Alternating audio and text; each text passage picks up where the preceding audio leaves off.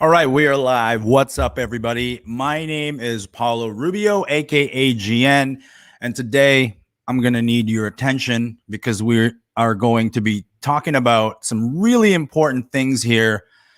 Two things in particular. One, we're going to be talking about the disastrous practice of distance sparring in Filipino martial arts.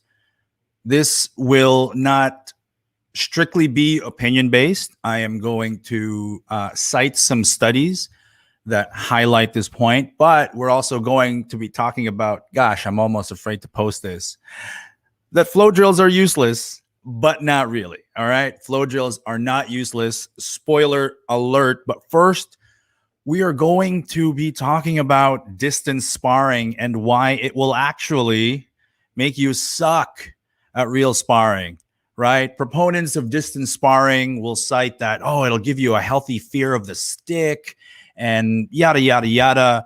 There are some camps out there who are so heavily reliant on distance sparring. And I want to necessarily speak with those practitioners to warn you about what the hell can go wrong if you distance spar a little too much and you don't actually spar enough. All right. So, first of all, shout out to Coach Rage Ing, who is a strength and conditioning coach, MMA coach, boxing coach over at the legendary Black House MMA camp out in Los Angeles. And a big shout out to Simon Gildea, who is just a phenomenal boxing coach. Both are absolute students of the fight game, and they are my inspirations for this. Also, shout out to Tuhan Jared, who I cite as, a really great example as somebody who can articulate better than me for sure the value of flow drills, but also in acknowledging that it has a rate of diminishing returns. All right. So if you're with me so far, if you're not already offended by the very notion that here is some noob who's about to question two long-standing practices in Filipino martial arts, well, then thank you. Thank you for joining us here at FMA Source. I encourage you to like and subscribe and to hit that notification bell if you like this kind of content. Remember, underlying this, I'm not trying to trash FMA. I absolutely love the Filipino martial arts. But it's time to get real. So again, I'm going to require some patience because there's some reading involved here. And if you're truly interested in making yourself a better Filipino martial artist, then I have to say no more, and we can just get right into it. Okay. So we're going to read this together. I'm just going to get rid of my banner here. Pardon me for just a second. Here we go.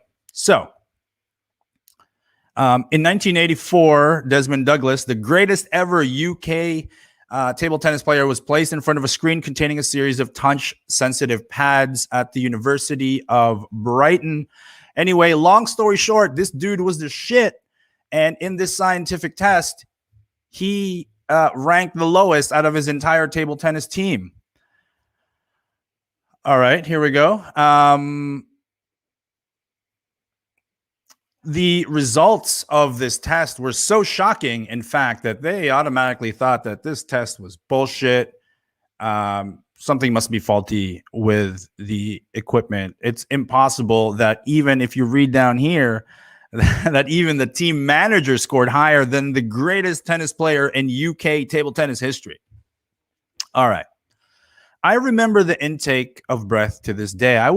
This wasn't supposed to happen. Douglas was universally considered to have the fastest reaction times in the world of table tennis, a reputation he continues to command more than 10 years later after his retirement. His style was based on standing with his stomach. This is important. Okay, this is going to lead somewhere, guys.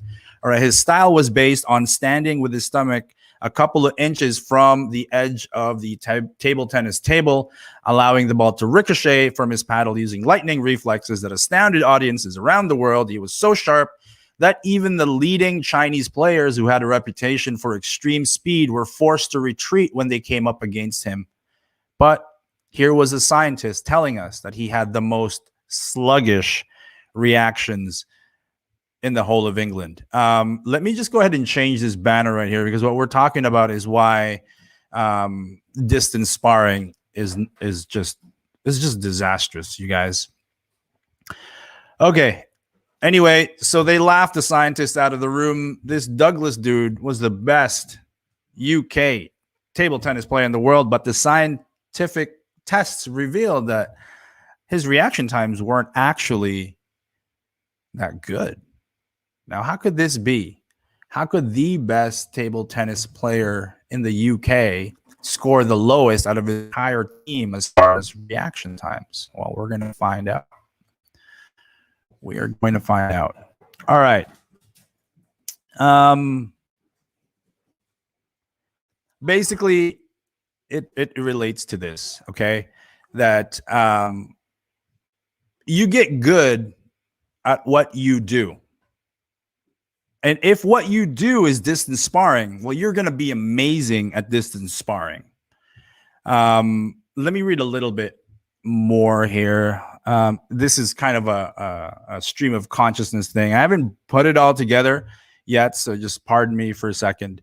Top tennis players look at the trunk and hips of their opponents on return in order to pick up the visual clues governing where they are going to serve.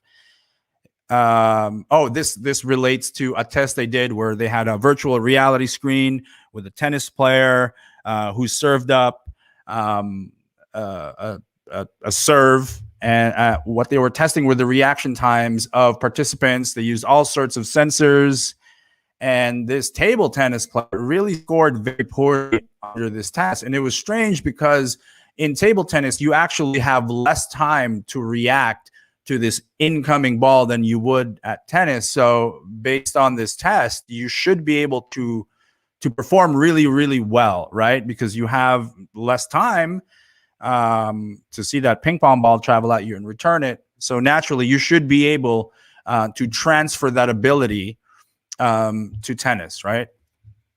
Or at least the reaction speed. You should be able to transfer. But this was not the case. This did not actually happen. This did not actually transfer. So let me just get back to distance sparring here for a second. When you engage in distance sparring, and mainly when you have an over-reliance on the value that distance sparring has, you're in for a shocker when you actually spar, right? You may have moments of disappointment revealed to you, because why doesn't distance sparring transfer into sparring? And before I continue with this, I want to say that as a warm-up, it's absolutely fantastic. You are executing on all the movements that you might do in actual sparring. But what's missing? What's missing from distance sparring that is absolutely critical when you actually spar? Well, things like when you block and you imagine that your block was successful, you're not actually feeling the impact of that stick. Your brain isn't registering the multitude of ways that it can react. And so you might think that from distance sparring, yeah, I blocked you and then I got you. But without actually having felt the totality of that sequence, you're just fooling yourself. It is not going to transfer. But again, distance sparring, just like shadow boxing, may have some benefits, particularly as a warm-up, and also in getting repetitions of technical form, right? So I'm not completely dissing the practice of distance sparring. I'm just saying it's not going to transfer when you actually clash sticks with somebody. All right. Let me read this part. When Roger Federer returns a service, he is not demonstrating sharper reactions than you and I. What he is showing is that he can extract more information from the service action of his opponent and other visual cues, enabling him to move into position earlier and more efficiently than the rest of us, which in turns allow him to make the return. In his case, a forehand cross-court winner rather than there was some chess illusions here. All right, this revolutionary analysis extends across the sporting domain, from badminton to baseball, and from fencing, FMA, to football. Top performers are not born with sharper instincts in the same way that chess masters do not possess superior memories. Instead, they possess enhanced awareness and anticipation. Enhanced awareness and anticipation. So, what happens in distance sparring that may be a detriment to development of enhanced awareness and anticipation? Number one, the lack of a pain penalty. And number two, again, contact, right? When sticks clash, they create a reaction that you will never get from distance sparring. So while you can motion an umbrella or a roof block followed by an angle one counter, what actually happens when the stick makes contact with your block is different than if you were to just imagine it. All right. We're going to talk about timing a little bit and the false sense of accomplishment that you may derive from distance sparring. All right. Let me read this bolded areas. As Janet Starks, Professor Emerita of Kinesiology at McMaster University, has put it, the exploitation of advanced information results in the time paradox where skilled performers seem to have all the time in the world. Recognition of familiar scenarios and the chunking of perceptual information into meaningful wholes and patterns speed up processes. Interesting. The key thing to note is that these cannot possibly innate skills, blah, blah, blah, blah. No, Federer's advantage has been gathered from experience. More precisely, it has been gained from a painstaking process of encoding the meaning of subtle patterns of movement drawn from more than 10,000 hours of practice and competition. He is able to see patterns in his opponent's movements in the same way that chess players are able to discern the patterns in the arrangements of pieces on a chessboard. It is his regular practice that has given him this expertise, not his genes. You might suppose that Federer's speed is transferable to all sports and games, but you would be wrong. I played a match of real tennis, an ancient form of tennis played indoors. Basically, they changed the rules up and Federer sucked balls. He didn't do as well as the thing that he actually practiced. So when you are engaged and when you have an over-reliance on distance sparring, you will specifically get good at distance sparring, and you're not going to be able to transfer the real benefits from distance sparring into actual sparring. In simple terms, you get good at what you practice. You get good at what you do.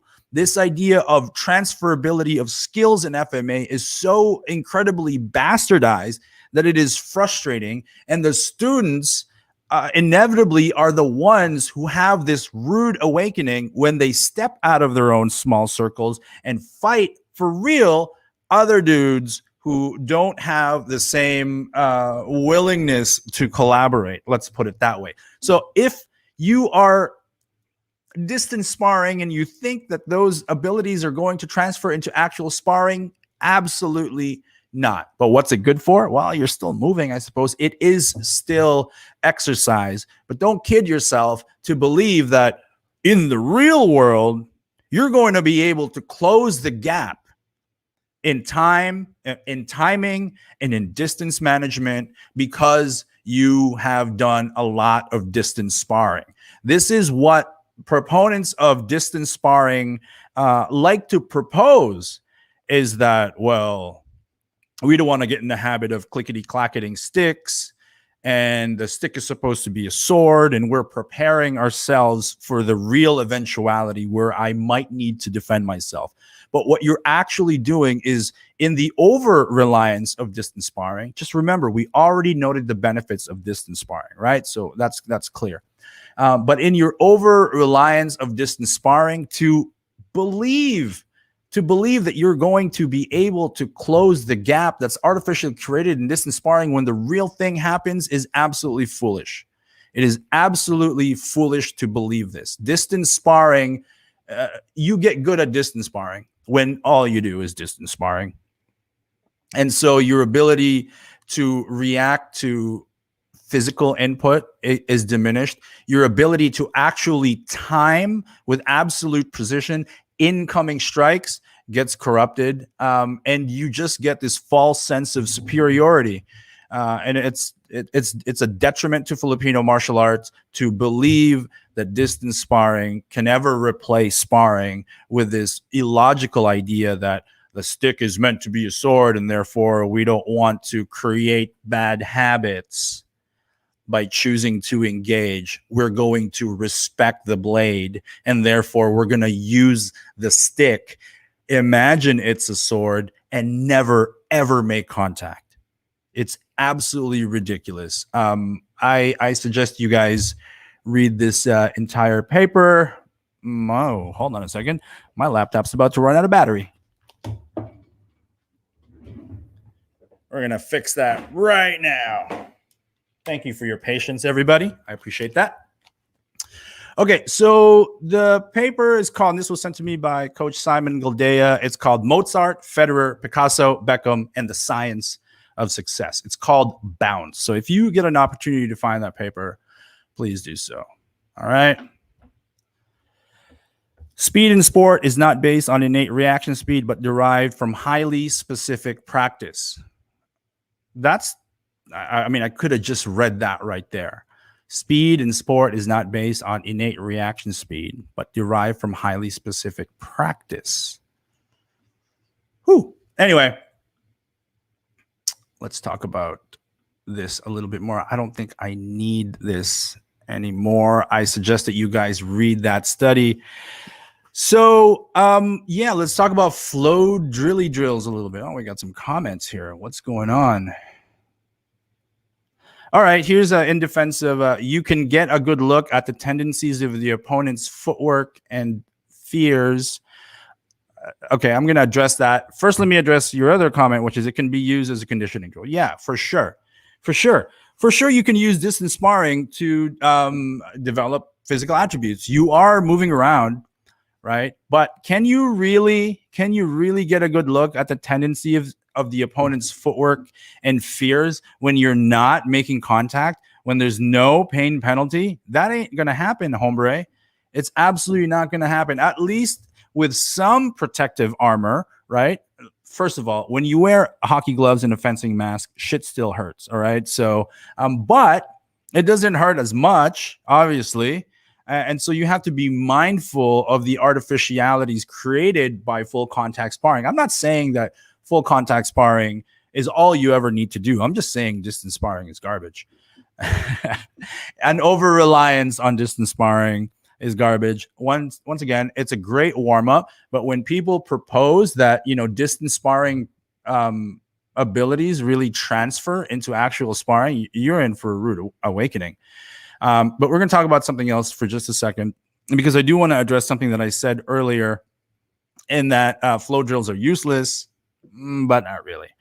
All right. So what I actually mean to say by this is that when you stick within the consensual format of flow drills without ever breaking it, without ever evolving it with elements of unpredictability, without increasing the speed and the intensity and the intent while using the formula of the flow drill, then the rate of diminishing return is stark, and it is a fast drop. Don't think that by just going faster and maintaining the pattern that you're actually doing anything for yourself. You're not actually working your ability to predict movement based on subtle cues, because your brain is going to get lulled into this idea that it's doing that, but you're actually just triggering memory recall. The angle one is coming.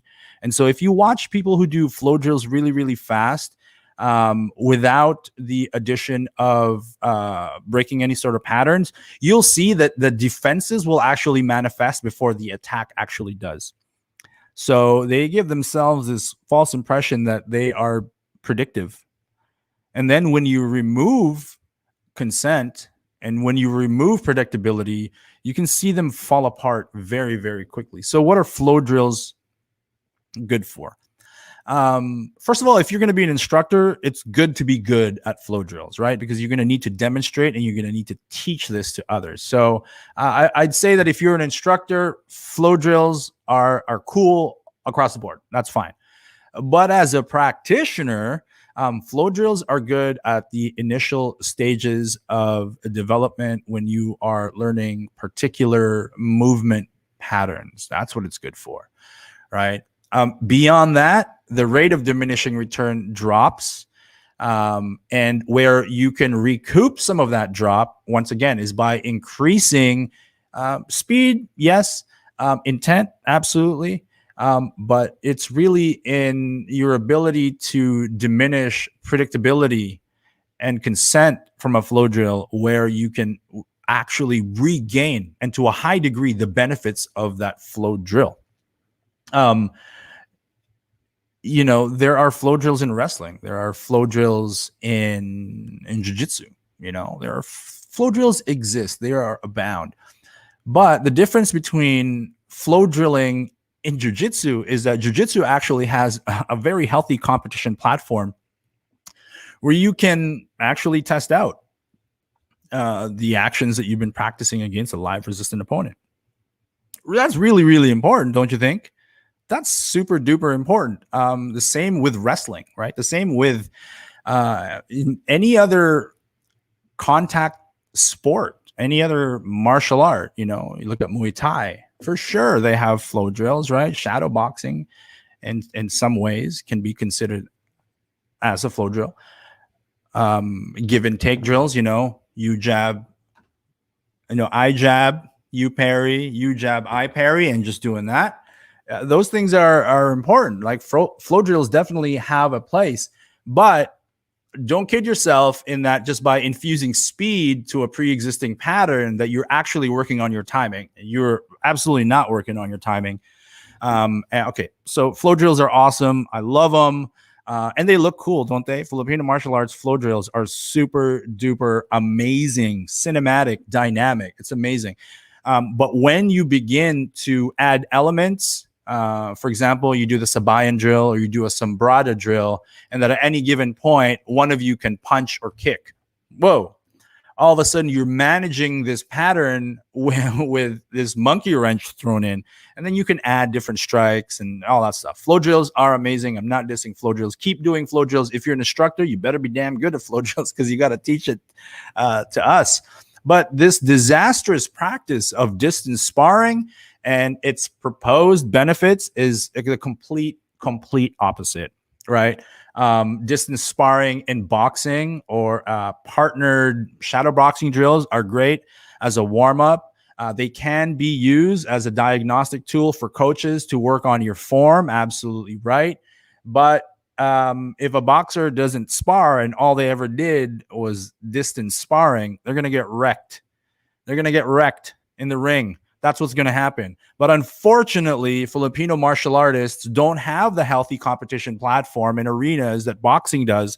So it is entirely possible that you never become aware of what you're doing by just distance sparring. So yeah, distance sparring as a warm-up, amazing. As an exercise, amazing. But if you think that those skills are going to transfer into sparring, if you don't actually spar, well, you're going to get wrecked. You're absolutely going to get wrecked. And what's worse is that proponents of distance sparring who believe that this is going to transfer in a real life environment, that they're saving themselves for, and this is why they don't stick spar, because they're afraid that they're going to develop bad habits. You distance sparring fanatics are the ones who are going to develop these bad habits. And if you are saving yourself for a real event, you're going to die. You're going to get smashed. All right.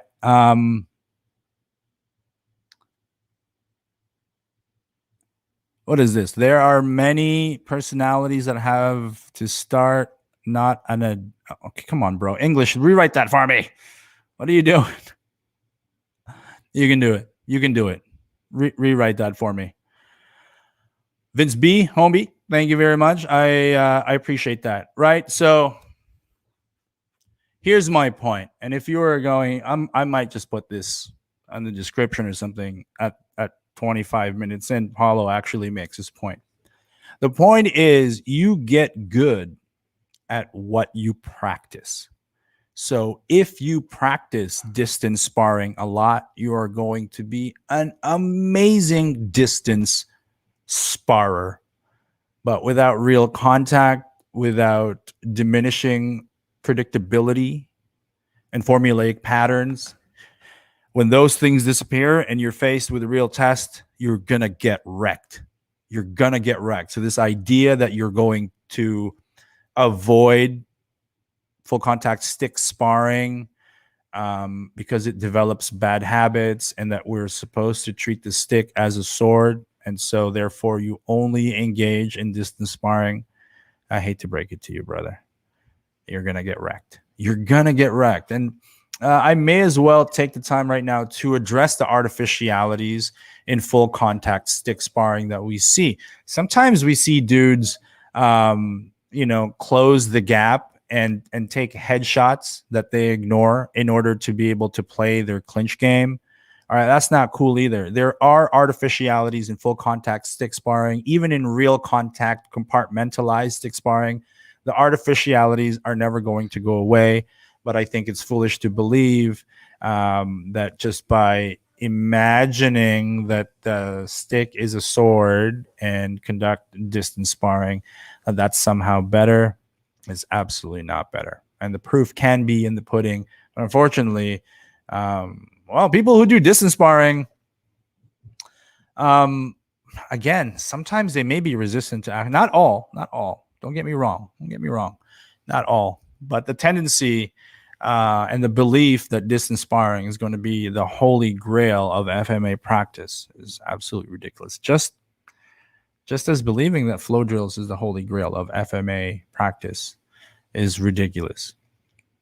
We got to make do with what we've got. And so far, there is no replacement for competitive sparring. And a quick note, when I talk about compartmentalized sparring, it just means focusing the fight with limited tools or restrictions, right? So, for example, we can spar with padded sticks even, and we're only allowed to use angle ones and roof blocks, right? That is a great thing to do because we're actively actually trying to hit each other, and we get this awareness of when this shoulder twitches, when this hand raises,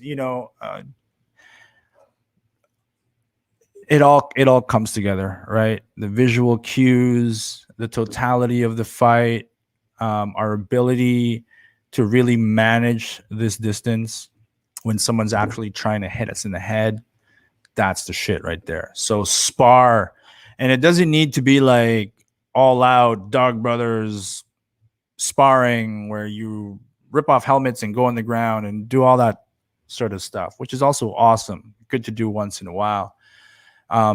But really try to hit each other and really, that's it. Really try to hit each other. And if you're going to imagine that the stick is a sword, really try to hit each other with that sword. It's not going to be that bad.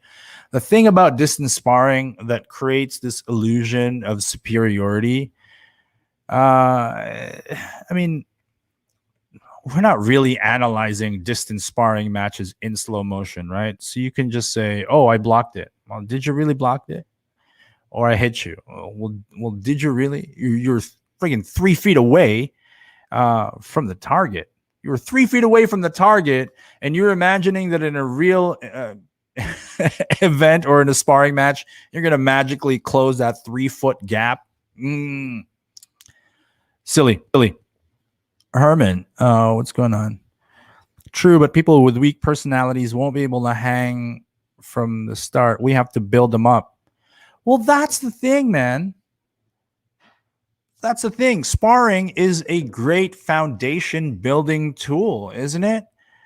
The problem with it is when instructors get overzealous or senior students want to initiate a new student. are you trying to tell me that there is no safe, progressive, and logical way to engage in sparring? I've initiated people into FMA by first sparring, and my goal isn't to beat the crap out of them. And if that is if that is your mode, then that's your fault.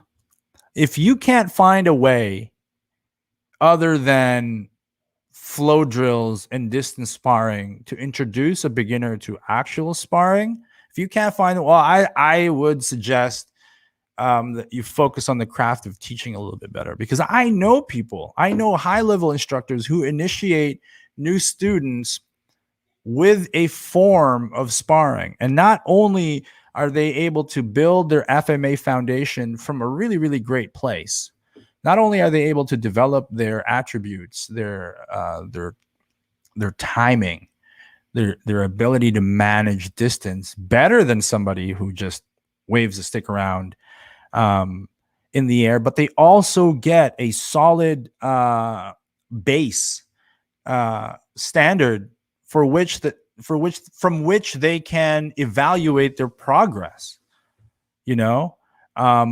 How do you evaluate someone's progress when they train in isolation?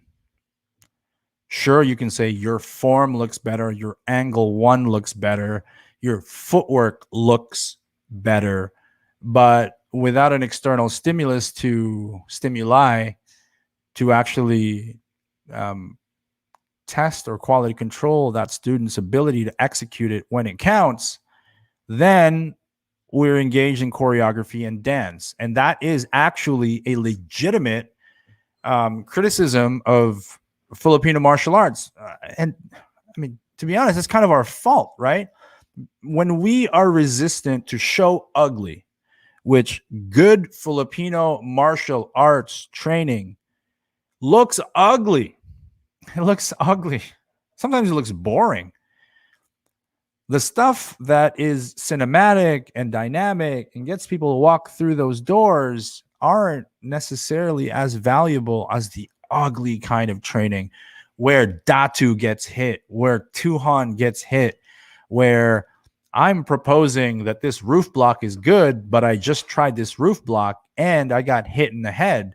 It doesn't necessarily develop the kind of confidence in students unless you cultivate that from the very beginning and you set realistic goals and expectations and you're honest with your students. The thing about Filipino martial arts, when we are so fixated that, oh, that stick's meant to be a blade, then you make no room for mistakes in training, because if that were a blade, you'd be dead.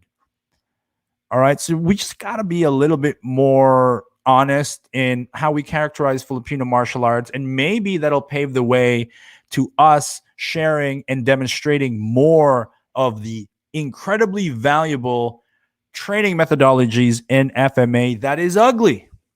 That's ugly. All right. So thank you guys very much. Hey, what's up, Brian Kanata? There's an ugly guy. I mean, he's an ugly guy, like me. No, but there's a guy who understands the value of ugly training, right? Look, yes, all day long we can pretend that these sticks are swords, okay? But we still got to train. And when we get hit with a stick, yeah, you can say I got hit with a sword. Yeah, I would have died. But that's what happens in training. You're supposed to die a lot in training. You're supposed to get stabbed a lot in training. And yeah, thank you for listening. I think that's it. I think I've made my point. And I just want to say that if you feel that you have an over-reliance in distance sparring, if you have an over-reliance in the beautiful aesthetics of Filipino martial arts flow drills, I would suggest finding a group, a person, a training partner. Maybe you got to train secretly a little bit. Maybe you join another training group just for a little while. I highly encourage cross training in Filipino martial arts. Don't be bound by one system. No one system has got it all. No, not Pikiti Tersha, not Modern or Nice, not Balintawak. None of them have it all. And but within the framework of one system, in the presence of good instructors and training partners, you may be able to get really, really close. So that's all I got. I wanted to issue a warning for people in systems who are just all about distance sparring. Just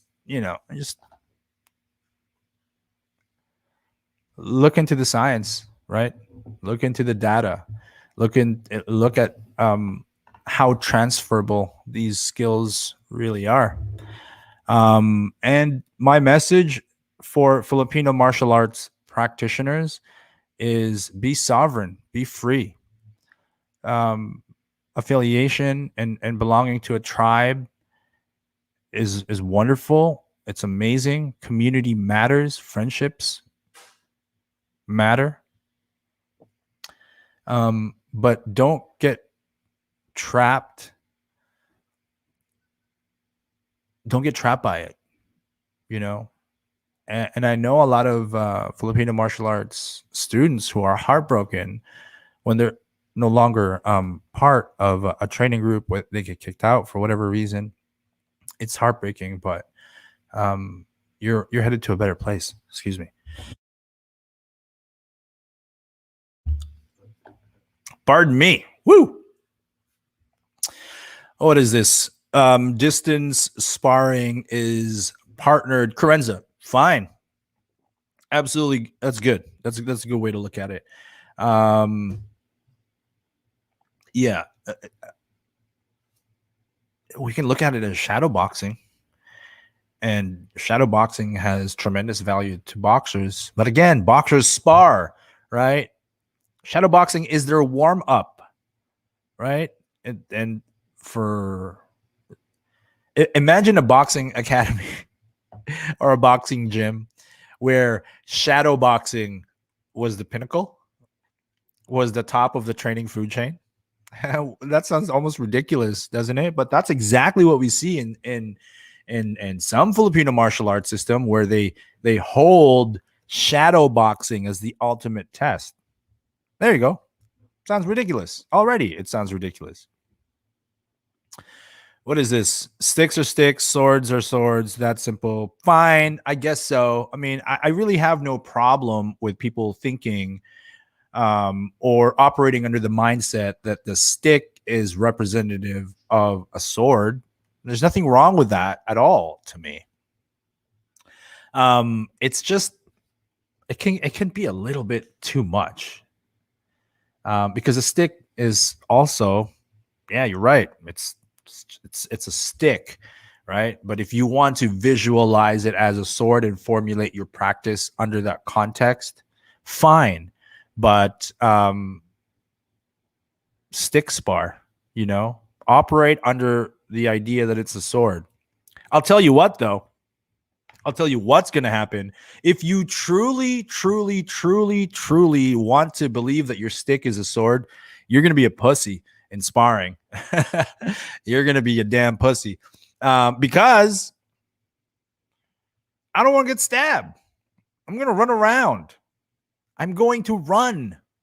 I'm going to dance around you and air swing at hoping I catch a hand or something. So yeah, you got to accept the artificiality that you're going to be braver if you're stick fighting instead of sword fighting.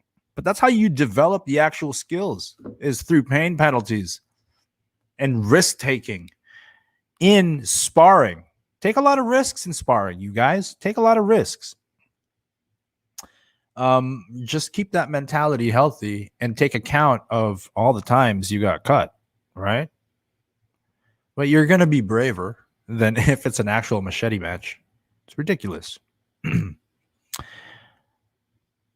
Sorry, I joined late. Can someone explain to me what distance sparring is, if you don't mind? Yeah, distance sparring is when two guys with sticks spar but never make contact with one another. It's like a virtual fight, right? So I'm here, my partner's there, I swing an angle one, and he roof blocks. My stick never touches his stick. We keep our distance. It ain't, it's nothing. It's, other than a warm up, you know, it's not great. As an analog, a stick is okay. You just have to use it like a sword. You can't use it like a club. Nah, it depends. I think, you know what I think? When we don't have a healthy competition platform, when we don't have real ways to test our claims, or we choose not to, it's just very easy. It's very easy to make long-standing claims without the burden of proof. You know, oh, I can hit this guy anytime I want. Okay, sure, buddy. That guy's been training with you for 20 years. He's going to let you. That's another thing that happens. Is we develop such a reverence for our instructors, and we want them to succeed in demonstrations so badly that we throw in the towel. We accommodate for the success of a technique, even under the context of, hey, we're really going to do this for real. So this is why it's important to train outside of your training group, isn't it?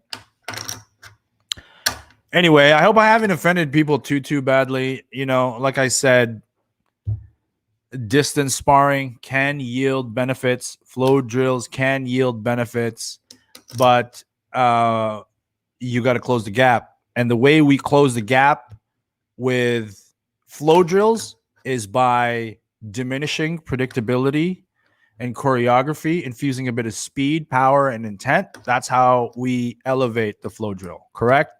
Yes? All right, I think we all agree on that. So how do we elevate distance sparring? Well, sparring. All right? And so flow drills have a diminishing point of return, and so does distance sparring. And if we don't have supporting practices that fill in those gaps and voids, well, what the hell? You're going to get really good at distance sparring. You're going to get really good at flow drills. But once the things that allow you to be good in those practices, you know, consent, collaboration, predictability, choreography, once those things are removed, please do not fool yourself into thinking that you're magically going to be able to close that gap in application. You're going to get good at the thing that you practice. And that's that. Thank you guys for joining me. Oh, that is a trap that many martial artists fell into, the overly compliant uke. And that's fine. There's a time for it. Time and place for it. But when the cameras aren't rolling, you know, it's just class time here. And yeah. So yeah, when you practice Filipino martial arts, striking on target is really important, just like it is in boxing. You ever hear like good pad holders, right? They don't hold their mitts out here. They hold it here. They hold it really close to their face. That's as close to the target as you're actually going to get, right? And hold it right up here. The same thing with Filipino martial arts. Flow drills, right? When you're conducting your flow drill, make sure your shots are on target, right? You're trying to stab them in the stomach. If that person chooses not to block, you should stab them in the stomach. If that angle one is meant to hit, you know, the throat, if they don't block, you should be hitting their throat. There are exceptions to it, but again, we're talking about the totality of practice here, right? So yeah, let me know in the comments how you guys feel about this. I really dissed distance sparring, but I really do believe that an over-reliance in distance sparring is a very dangerous practice in Filipino martial arts, particularly for those who believe that in application they're going to be able to close that gap. But it does have its place. It absolutely has its place. And flow drills are amazing for many reasons. Not only do they look cool, but when you choose to progress and evolve it, when you increase the difficulty level, and when you diminish predictability, flow drills are the shit. They're fucking amazing. And you can use base flow drills to train just about everything else. If you know a sombrada, if you know hubad lubad, if you know sabayan, use those as platforms to find entries for, a 2-on-1 Russian Thai. Use those as platforms to find opportunities to earn an angle for double leg takedown. Use those platforms to find opportunities to draw your knife, right? Hubad, hubad, hubad, hubad, hubad, boom, knife draw. Things like that, right? I think for a long time, the student, the practitioner, the explorer was hindered from exploration. And I think that time has passed, right? You'll find that the best instructors out there in Filipino martial arts encourage you to find your own path. They are just guides. So thank you guys very much for joining. Thank you for watching Filipino Martial Arts Source. Love you guys. If you guys are watching from Facebook, which, nobody's watching from Facebook because I got banned from Facebook. I got banned for 3 days from Facebook. Somebody paid me a compliment and said they loved watching my journey in Filipino martial arts.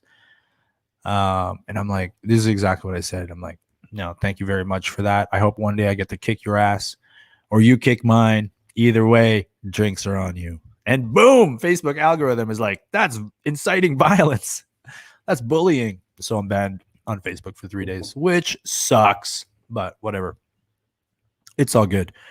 All right, guys, thank you for helping me grow this Filipino martial arts community. I understand that, there are some people in circles out there that might see us as a threat, but and I know that what we're doing here on this channel, how we're openly expressing our feelings and our dissatisfaction, but also in highlighting the amazing things about Filipino martial arts, that we feel free to speak our mind, that we feel free to train with whoever the heck we want, that we can train Balintawak one day and Pikiti Tertia the next day and modern Arnis the next, and we can blend Estacada de Campo concepts, with Calis Illustrissimo. We're doing a good thing. We're going to push this together. Our community is a lot bigger than it may seem because, a lot of folks are still sort of under the thumb of their system, and they, how many messages that I get that are like, "Hey, man, don't tell nobody." But I believe in what you said. I just can't say it publicly, and that's cool. Your day will come. But until then, here's to the free. Here's to the free. Here's to the sovereign Filipino martial artists. I love you guys. Thank you for fortifying the team with your support, with your commentary, with your likes, with your subscription. Let's do this, man. Let's do this. Thank you for practicing the Filipino martial arts. Thank you for being ambassadors of the Filipino martial arts. And thank you for being free men in the Filipino martial arts, and women and children and boys and girls, right? Thank you for all that. We are in for a very, very, very, very bright future in the Filipino martial arts. And, the noob today is going to be the grandmaster tomorrow. So let's show each other good signs of respect. Even in disagreement, we can do it with a smile. And we can end it with a handshake. So if I've said anything today that may have offended you, I welcome the opportunity to speak with you. It's likely that some of these things might be misunderstood, but let's keep these doors open to one another. Let's continue to communicate. Let's continue to grow the Filipino martial arts. My name is GN. Thank you for watching FMA Source. Thank you for watching the, let me bring this back up. Thank you for watching the FMA Dumpster Fire podcast. Peace out.